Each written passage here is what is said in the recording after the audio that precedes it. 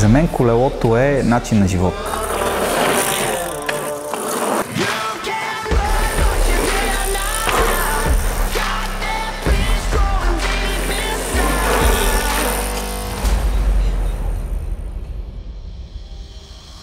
Влюбих се в планинското колезене, бидейки на Симеоновския лифт на една дълга опашка, видях батковците с допотопна техника, които карат. Това беше може би 95-та година.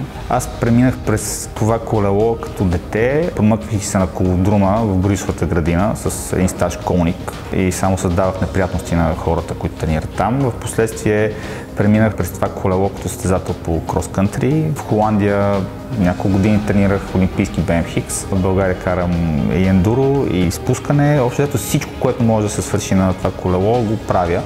И в момента колелото за мен е нещо като крайник. Аз не мога да се възприема без него.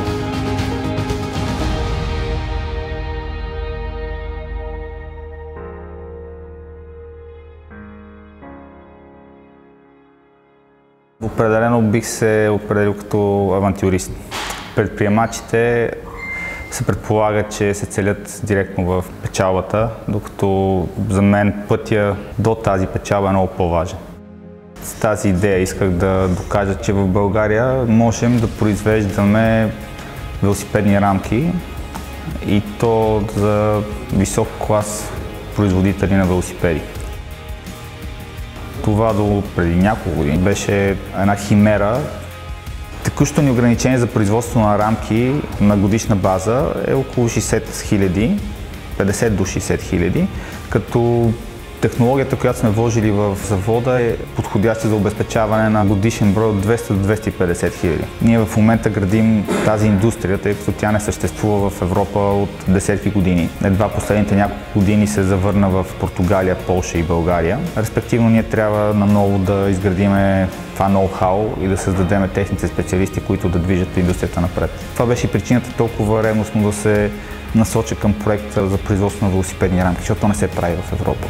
Ти наистина ще си първия, може след време да ти изпреварат, хора са натрупали повече опит, с повече ресурси, но ти проправяш пътека. Тази пътека, проправена в България, носи дълбок смисъл. Да създадеш среда, в която хората да се развиват устойчиво и с радост.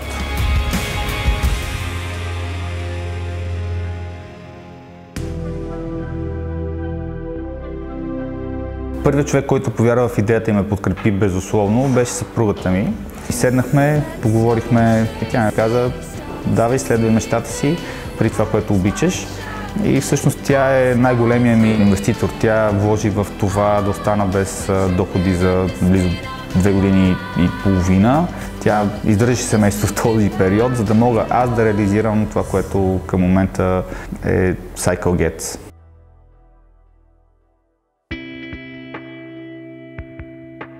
За мен България е на първо място родина и след това е място с неограничени възможности. България е една страхотна страна с изключително много богатства, които аз уважавам и които ми липсваха изключително много в периода от 3 години, в които живях в чужбина. Аз бях в страна, в която най-високата точка е 100 метра. Така че беше много трудно да практикувам планинско колездене в Холандия. Страната си има други чарове. На мен ми липсваха по-скоро социалните неща, свързани с семейство, приятели, създаването на семейство. Това е най-големият ми успех. Искам да науча децата ми да бъдат хора, да се съобразяват с обществото, да искат да се развиват и да са добри. И ги учим да обичат България такава каквато е. Патриотизма, според мен, е нещо, което се възпитава, но не фанатични. Ние трябва да сме обективни. За мен има голяма разлика. Аз ги уча на това. Искам да са добри, искам да се развиват и да допринасят за развитието на нашата страна.